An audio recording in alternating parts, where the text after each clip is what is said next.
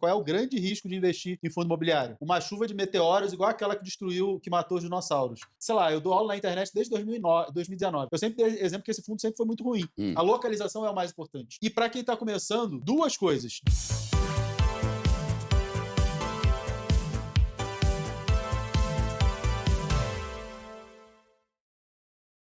O que são fundos imobiliários de uma forma que até a avó do pobrezito consiga entender, gente? Pensa assim, você mora aqui em São Paulo, tem um shopping, você gosta de olhar o shopping. Beleza.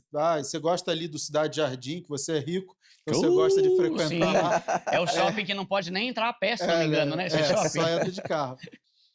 Você vai no shopping, o que tem dentro do shopping? Loja. Loja. O que a loja paga para estar lá? Aluguel. Aluguel. Esse aluguel ela paga para quem? O dono do shopping. Agora você, Duda, pode ter uma loja daquela, de repente você não tem grana para tanto. Mas você pode ter uma porta daquele shopping, uma janela, um tijolinho daquele shopping. Pode, por quê? Porque o shopping ele não pertence a um dono, a uma pessoa rica. Ele pertence a um fundo. O que é um fundo? É um negócio que tem um monte de gente com o mesmo objetivo. Todo mundo está ali querendo receber um pedacinho do aluguel. Para estar ali, você tem que comprar tipo um título de clube. Você é sócio do clube, eu comprei um título. E pode usar a piscina lá. E você pode usar a piscina? Mesma coisa. No fundo imobiliário, você compra um pedacinho, que é uma cota, um pedaço, uma cota, e por ter um pedaço, você faz jus ao proporcional do que ele vai receber de aluguel, de todos os lojistas. E aí você vai fazer igual, quando eu expliquei isso para minha filha de 8 anos, eu falei, você gosta do shopping X, Y, Z? Beleza. Você tem cota desse fundo imobiliário. O shopping está movimentado? Ela, poxa, tá. Tem bastante loja. E se tiver loja vazia? Ela falou, eu vou receber menos. Eu falei, exatamente. Aí ela me falou, então eu só quero shopping que as lojas todas estão ocupadas e tem muita gente. Exatamente. Então o que você ganha é reflexo do aluguel que é distribuído, que todos os lojistas pagam, que a galera que está na praça de alimentação consome, do estacionamento está entrando e saindo muito carro. É isso que você, quando compra uma cota, você comprou, na verdade, um pedacinho daquilo ali. Só que você não precisa comprar de um shopping, tem múltiplos shoppings. Aí você ganha um pedacinho. Mas o shopping, ele não tem dono? O dono é o fundo? Exato. Tem shoppings que tem dono, tem empresas. Como a Multiplan, tem várias empresas, Iguatemi. Só que tem shoppings que pertencem ou metade, ou 25%, ou o shopping inteiro pertence a um fundo imobiliário. Por enquanto a gente está falando só de shopping, né? Perfeito. A valorização, por exemplo, comprei uma cota do shopping. Aqui está o shopping Bourbon. Aí eu descubro que ele está dentro de um fundo pobre mall. Aí tem um shopping, 2 shopping, 3 shopping, 7 shopping. Certo. Aí eu vou lá e falo, caramba, esse fundo aqui tem shopping pra caramba, hein? O shopping J, o shopping K, o X, Y. Parece interessante. Vou botar uma grana lá. Vou investir aqui R$1.000 nesse fundo. Aí a minha rentabilidade tem a ver com o sucesso do shopping. De todos. Então, quais os riscos que eu tenho quando eu invisto nisso? Perfeito. O único que eu consigo pensar é lockdown, que fechou lá os shoppings. Não, tem outro risco. Porque o maior risco, no meu ponto de vista, qual é o grande risco de investir em fundo imobiliário? Uma chuva de meteoros igual aquela que matou os dinossauros. Por quê? Porque aí vai destruir todos os imóveis. Fora isso, eu acho que não vai ter uma chuva de meteoros. Pode ter uma pandemia, um lockdown. Os shoppings acabaram? Não. Então você já tem um evento catastrófico, que foi a pandemia. Que não arruinou tudo. Que você já tem uma ideia. Caiu porque ficou vazio, como é que se vira? Porque o que eu vou ganhar tem a ver com o aluguel dos lojistas lá. E aí, mas aí fechou uma loja, tem menos movimentação de pessoas. Tá bom. Esse seria o mais normal, seria um grande problema, só que mais normal. Tá. É isso. De risco operacional, além disso, o que o Mira citou, você tem os riscos, que é a vacância, que você mencionou. A loja sair de lá porque não está vendendo nada, eu vou sair desse shopping aqui. E aí, a Hering, por exemplo. Aí o operador, que é o gestor, vai ter que encontrar outra pessoa para repor essa loja dentro desse shopping. Outro risco é algum lojista ficar inadimplente. Se você aluga um imóvel, você pode ter esse risco para você de ter uma inadimplência. Mas só que assim, no fundo imobiliário tem um relatório que eles divulgam mensalmente, chama relatório gerencial, que lá tem todo o histórico desde quando o fundo começou, desde quando aquele ser um IPO, o histórico desde quando os ativos começou a existir, de qual que é o histórico de vacância e inadimplência. Você fala, pô, mas a inadimplência sempre foi 0, nada, a vacância sempre foi abaixo de 15%, 10%. Então, e aí você começa a fazer análise de localização, envolver valor de metro quadrado, vendas. Então, a gente faz todo esse apanhado para falar, bom, esses 7 shoppings que o Duda escolheu dentro desse fundo são bons ativos e eu posso fazer uma recomendação. Tá, eu quero falar sobre outros tipos de fundo, se vocês puderem ajudar. A minha dúvida é assim, beleza, estou investindo em shopping. Porque vai ter fundo de shopping, fundo de laje, fundo de não sei o quê, fundo de não sei o quê. Quais os riscos de cada um deles, sabe? Então, por exemplo... É assim, é mais fácil separar em dois grandes grupos. Fundos de imóveis e fundos de renda fixa imobiliária. Que é o de papel? Que é o de papel. Que é de recebíveis imobiliários, que a gente chama carinhosamente de papel, porque são títulos.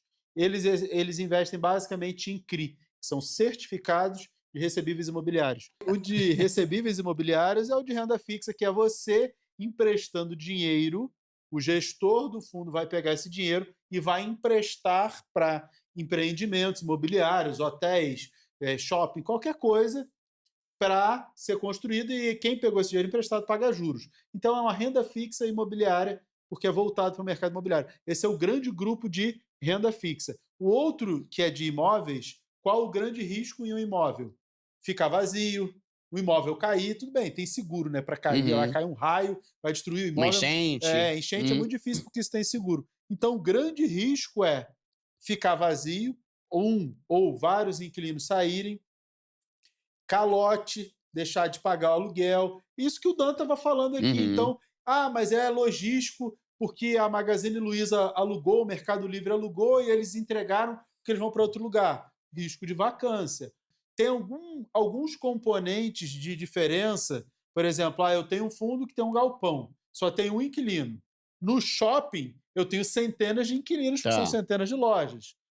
Mas o shopping, depois passou as festas de final de ano, começo do ano, ninguém vai no shopping, né? Tá todo mundo sem dinheiro, aí junta dinheiro pro carnaval, o shopping fica vazio, então tende a ter um movimento menor. Já o galpão, ele tende a ser linear ali o ano inteiro, porque faz um contrato de longo prazo. Tem algumas diferenças, mas a ideia geral é essa. Você tem um imóvel que ele está alugado para um ou vários inquilinos e você recebe o aluguel. A regra de ouro de imóvel é, localização. A localização é o mais importante. E para quem está começando, 2 coisas. Diversificação em imóveis, que é o melhor. Por quê? Porque aí um fundo tem vários imóveis e inquilinos. O ideal é que cada um desses imóveis tenha vários inquilinos. Porque saiu vai diminuir 1% da tua renda, 0,5%.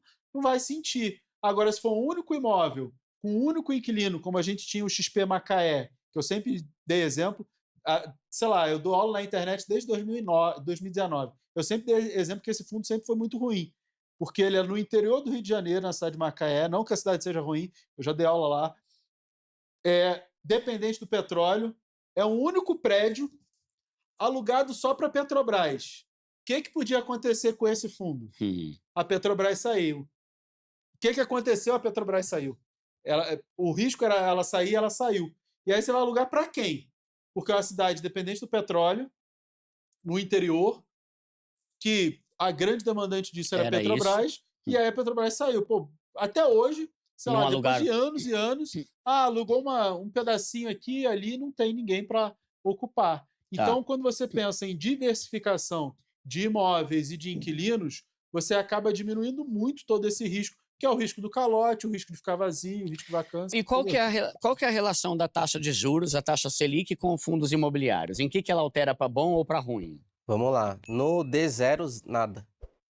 Não muda nada. Só o comportamento do investidor pessoa física. Exato. Que pode ficar agoniado. Exatamente. Aí ele vende tudo e vai botar tudo na renda fixa. Por quê?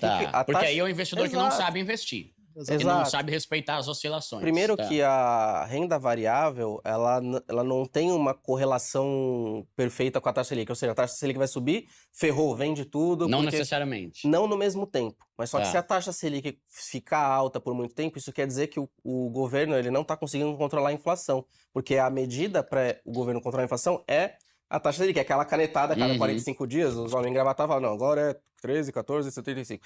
Então, é uma referência para o mercado. Só que o que dita realmente a variação dessas cotas são os juros futuros, que são os empréstimos que o governo faz de longo prazo, que Que é tá o na renda Tesouro fixa. IPCA 2040, Tá, 2050, Porque, esses tá. títulos. porque isso que vai ditar a taxa que é livre de risco. Vamos supor, se eu pegar um dinheiro, se eu emprestar para o governo um dinheiro hoje e eu vou receber daqui 10 anos uma taxa de IPCA mais X, quer dizer que todos os outros investimentos que eu vou fazer tem que ser mais que isso. Uhum. Porque, pô, se em O 10 mais anos... seguro de todos. Se o mais seguro de estar pagando IPCA mais 8 ou mais 7, eu vou exigir do fundo imobiliário e da renda variável, das ações, um risco que vou ainda aplicar uma margem de risco da volatilidade. Então, quando essa taxa de juros longos está alta, aí sim a gente vai ter cenário de renda variável sofrendo, mesmo que o imóvel não tenha Tudo acontecido porque nada. a galera tá tirando para ir para fixa. Exato. Sempre assim. Não, porque o governo não está conseguindo conter a inflação e está emprestando dinheiro mais caro.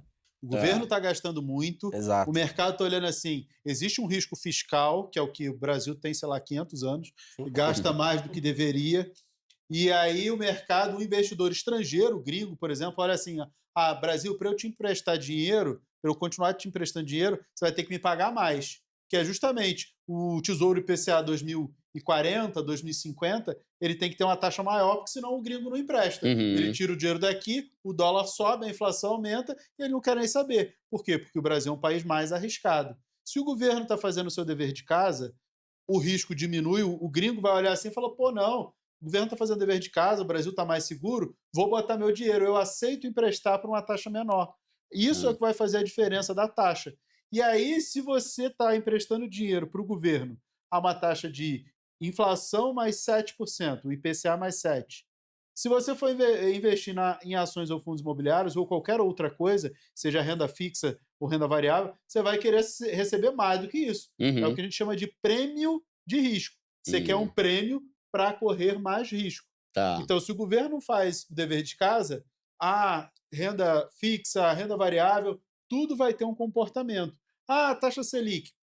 A taxa Selic é um efeito colateral da inflação. Se a inflação está alta, o governo tem que... Eu digo que a taxa Selic é tipo uma quimioterapia.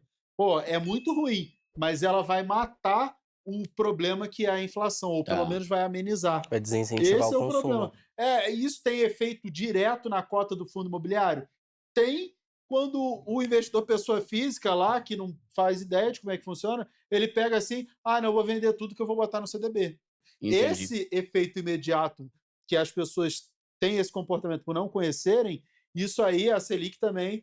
toda vez que a Selic aumenta, eu faço um vídeo, a Selic aumentou, pessoal, agora é hora de investir?